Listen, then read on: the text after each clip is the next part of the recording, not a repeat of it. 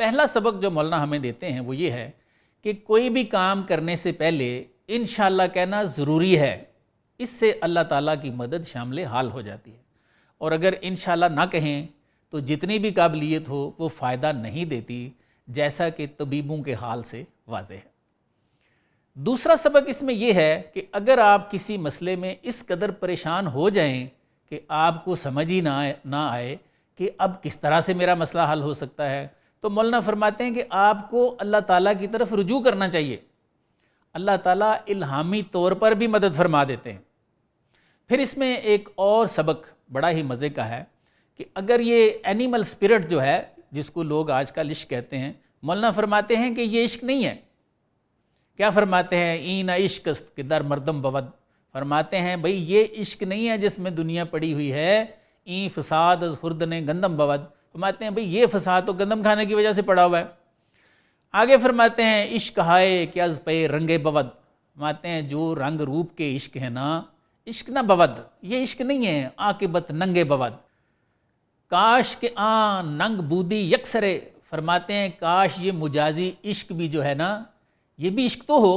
تا نرفتے بروے بد داوری، تاکہ کہتے ہیں جی اس پہ بدنامی کا داغ تو نہ لگے۔ اس پر صوفیہ کا اجماع ہے، العشق نارن یحرک ما سوی اللہ، یعنی عشق ایک ایسی آگ ہے جو ما سوا کو جلا کے راکھ کر دیتی ہے۔ وہ کہتے ہیں کہ اصل عشق تو کسی پیغمبر یا ولی مرشد کا ہے، جس پر ہم بعد میں بات کریں گے، لیکن وہ فرماتے ہیں کہ اگر مجاز بھی آپ کو یہ کیفیت دے دے کہ آپ کو کارنل ایپیٹائٹ جو ہے اس کی بالکل خبر نہ رہے، پروانے والا حال ہو جائے، تو فرماتے ہیں کہ قد افلح من تزکا کا راستہ پھر بھی طے ہو جاتا ہے۔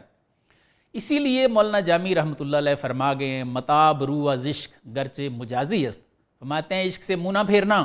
بے شک وہ مجازی ہی کیوں نہ ہو، کہ بہر حقیقی کار سازی است، فرماتے ہیں عشق حقیقی یعنی اللہ تعالیٰ کے عشق کے راستے میں ایسا عشق بھی کارساز ثابت ہوتا ہے۔ آگے فرماتے ہیں کہ اگر عشق کی حقیقت کو سمجھنا چاہتے ہو تو پھر کسی پاک یعنی پیغمبر یا ولی کا عشق لگے گا تو بات سمجھ آئے گی۔ فرماتے ہیں جیسے صحابہ کو حضور صلی اللہ علیہ وآلہ وسلم سے عشق تھا نا، جانیں دے دیں، مال دیے، زمینیں دے دیں، باغ دیے، بیویاں چھوڑ دیں،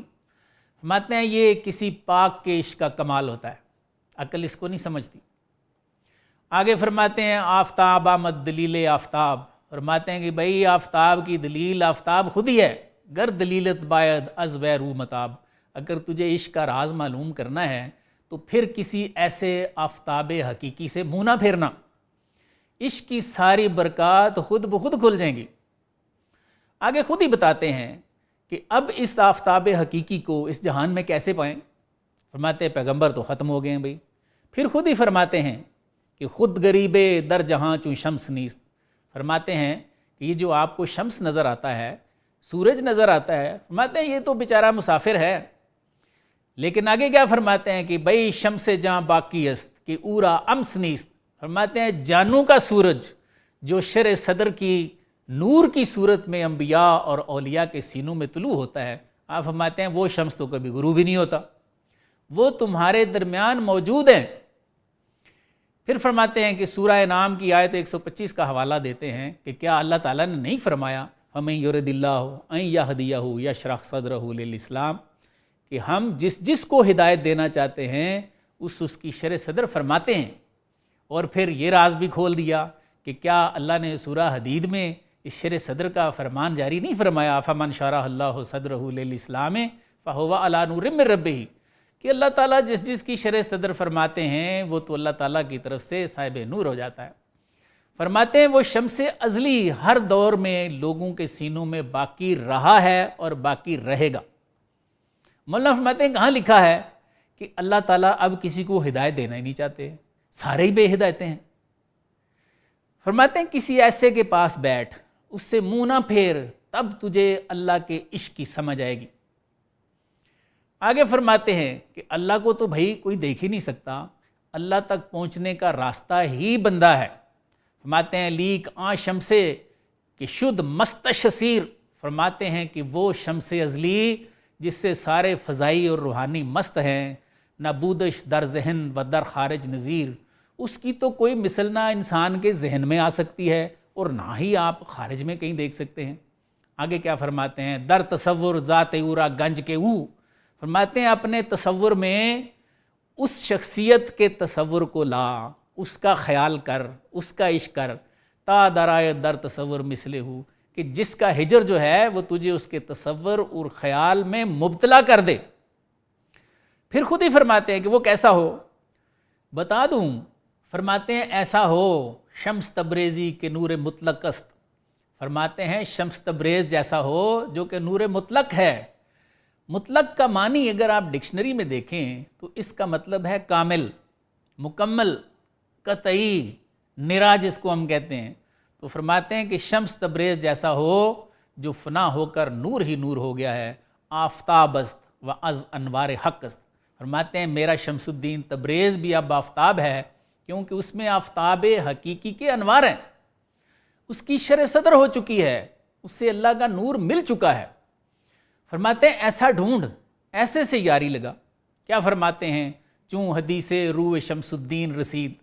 فرماتے ہیں کہ جب شمس الدین تبریز کے چہرے کی بات آتی ہے نا،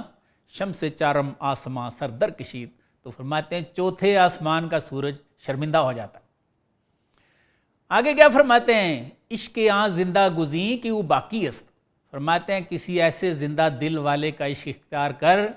و از شراب جاں فضایت ساقی است، جو جان کو بڑھانے والی شراب کا ساقی ہے،